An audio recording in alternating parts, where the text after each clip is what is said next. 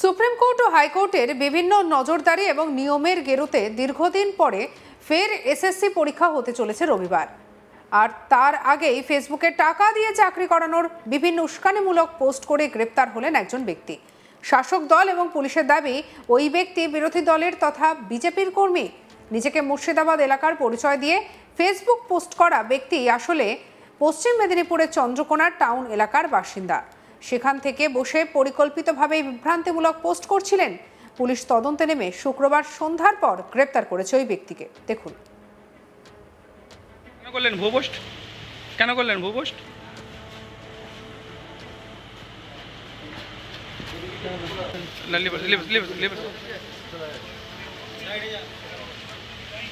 কেন করলেন ভুয়ো পোস্ট? কেন করলেন ভুয়ো পোস্ট? সম্প্রতি পুলিশের নজরদারিতে একটি ফেসবুক পোস্ট নজরে আসে। সেখানে অরিন্দম পাল নামের এক ব্যক্তি স্কুল সার্ভিস কমিশনের আসন্ন এসএলএসটি পরীক্ষার প্রশ্নপত্র এবং তার উত্তর পরীক্ষার দুদিন আগে পাইয়ে দেওয়ার কথা বলেছেন। অরিন্দম পাল নামের একটি ফেসবুক ব্যবহারকারী পোস্টে লিখেছেন, আমার বাড়ি মুর্শিদাবাদে। গত দুদিন আগে আমার ফোন নম্বরে একটি ফোন আসে। জিজ্ঞাসা করা হয়, এসএলএসটি পরীক্ষায় পাশ করে চাকরি করতে চাও? মোট 14 লাখ টাকা লাগবে। প্রশ্নপত্র দুদিন আগে পেয়ে যাবে। মুর্শিদাবাদ থেকে পরীক্ষার দুদিন আগে বর্ধমানে প্রশ্নপত্র এবং উত্তরপত্র দিয়ে যাবে। সেগুলোকে মুখস্থ করতে হবে। পরীক্ষার দিন পরীক্ষা কেন্দ্রে পৌঁছেও দেবে। তারপর দিন 50,000 টাকা দিতে হবে। ইন্টারভিউয়ের সময় 4 লক্ষ টাকা লাগবে, আর বাকি টাকা চাকরি পাওয়ার পরে। তাহলে কি এবারে এইভাবে প্রতারণা হবে? প্রশ্নপত্র লিক হয়ে যাবে? বিষয়টি নজরে আনার সঙ্গে সঙ্গে অ্যাকশন নেওয়া শুরু হয়।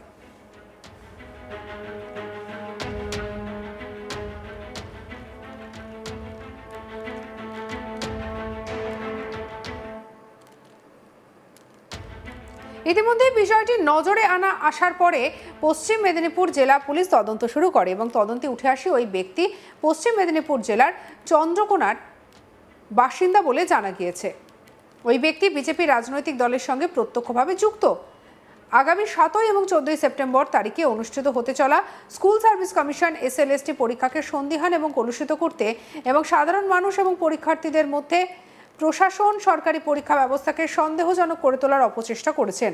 ওই ব্যক্তিকে গ্রেপ্তার করে পুলিশি হেফাজতে নেওয়া হয়েছে এবং প্রয়োজনীয় আইনানুগ ব্যবস্থা নেওয়া হবে বলে জানানো হয়েছে পুলিশের তরফে। পশ্চিম মেদিনীপুর জেলা পুলিশের পক্ষ থেকে সকলকে আবেদন করা হচ্ছে যে এরকম মিথ্যে এবং বিভ্রান্তিমূলক পোস্ট সোশ্যাল মিডিয়ায় যে কোনো ক্ষেত্রে যথেচ্ছভাবে পোস্ট করবেন না এবং মিথ্যে তথ্য প্রচার থেকে বিরত থাকুন, যা আপনাকে আইনত ব্যবস্থার সম্মুখীন করতে পারে। কি বলছেন তৃণমূল বিধায়ক অজিত মাইতি, শুনবো। মিথ্যে রাজনীতি আর কিভাবে কতভাবে বলবো সেটা আমি বুঝতে পারছি না। আবার গ্রেপ্তার হলো অরিন্দম নামে বিজেপির একজন কর্মী। মিথ্যে ফেসবুক পোস্ট করেছিল, ফেক ফেসবুক পোস্ট বলা হয়, চন্দ্রকোনা বিধানসভার মাংরুল জিপি থেকে। দিল্লির অমিত মালব্য থেকে অরিন্দম পর্যন্ত, এই যে অরিন্দম বলে যে ছেলেটি গ্রেপ্তার হলো, সবাই এক, সবাই মিথ্যে, সবাই ফেক। উদ্দেশ্য একটাই, বাংলাকে হেয় প্রতিপন্ন করা। উদ্দেশ্য একটাই, বাংলার ছেলেদের চাকরি না পেতে দেওয়া। সেটা সিপিএমের বিকাশবাবু থেকে বিজেপির অসংখ্য নেতা, আরও অনেক মহামান্য মানুষ আছেন যারা এসএসসির ছেলেরা চাকরি পাক, ফ্রেশ সিলেকশন হোক, ইন্টারভিউ হোক, এটা চান না। মুখে বলছেন ছেলেরা অবস্থানে বসলে তাদের জন্য গ্লিসারিন ঘষে কেঁদে ভাসিয়ে দিচ্ছেন। আর সরকার যখন, মমতা বন্দ্যোপাধ্যায় এবং শিক্ষামন্ত্রী যখন উদ্যোগ নিয়ে ছেলেদের এই এতদিনের অপেক্ষার অবসান ঘটিয়ে এসএসসি নিয়োগ করতে যাচ্ছে, পদে পদে তাকে বাধা দিয়ে সেটাকে প্রতিহত করতে চাচ্ছেন। এই ডাবল স্ট্যান্ডার্ড পলিটিক্স, এই দুমুখ রাজনীতি খুব বেশি দিন চলবে বলে আমার মনে হয় না। মমতা বন্দ্যোপাধ্যায় যেটা উদ্যোগ নিয়েছেন সেটা হয়তো সফল করে ছাড়বেন উচিত। এই ঘটনায় বিজেপির দাবি, যিনি এই কাজ করেছেন তিনি বিজেপি দলের নয়, আর এই পোস্টকে আমরা সমর্থন করি না। এর পেছনে তৃণমূল চক্রান্ত করছে। কি বলছেন বিজেপি নেতা মৃত্যুঞ্জয় মণ্ডল, শুনবো।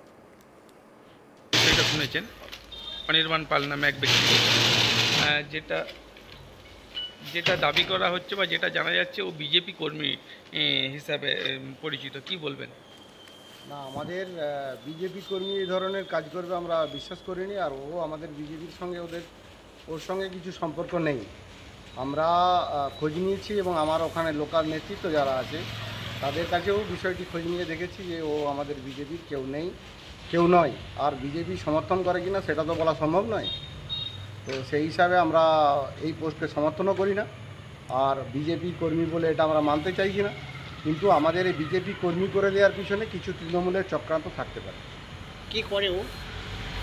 কী করে আমরা জানি না, আমরা ওর সম্বন্ধে আমরা ইন্টারেস্টেডও নই, আর আমাদের কর্মীও নয়। সেই জন্য আমরা এই ব্যাপারটা নিয়ে খুব একটা চিন্তিতও নই। এই নিয়ে আমাদের প্রতিনিধি শাহজাহান আলীর রিপোর্ট দেখাবো। এসএসসি পরীক্ষার ঠিক আগেই বিভ্রান্তিমূলক পোস্ট পশ্চিম মেদিনীপুরে এবং ফেসবুকে ওই পোস্ট করার পরেই বিতর্কিত বা অভিযুক্ত ওই যুবককে গ্রেপ্তার করলো পশ্চিম মেদিনীপুর জেলা পুলিশ। জানা গিয়েছে অরিন্দম পাল নামে ওই যুবক সম্প্রতি ফেসবুকে একটি পোস্ট করে তিনি উল্লেখ করেছিলেন যে তার কাছে একটি ফোন এসেছিল এবং সেই ফোনে বলা হয়েছে 14 লক্ষ টাকা দিলে নাকি এসএসসির চাকরি নিশ্চিতভাবে পাশ করিয়ে দেওয়া হবে, চাকরির ব্যবস্থা করিয়ে দেওয়া হবে। তা না পারলে লিখিত পরীক্ষায় পাস করতে একটি এত লাখ টাকা এবং ইন্টারভিউ পাস করতে এত লাখ টাকা দিলেও সেই পাস করিয়ে চাকরির নিশ্চিত ব্যবস্থা করে দেওয়া হবে। এরপরেই এই কথা লেখার পর তিনি উল্লেখ করেন, তাহলে এবারের এসএসসিও কি দুর্নীতিমূলক হচ্ছে?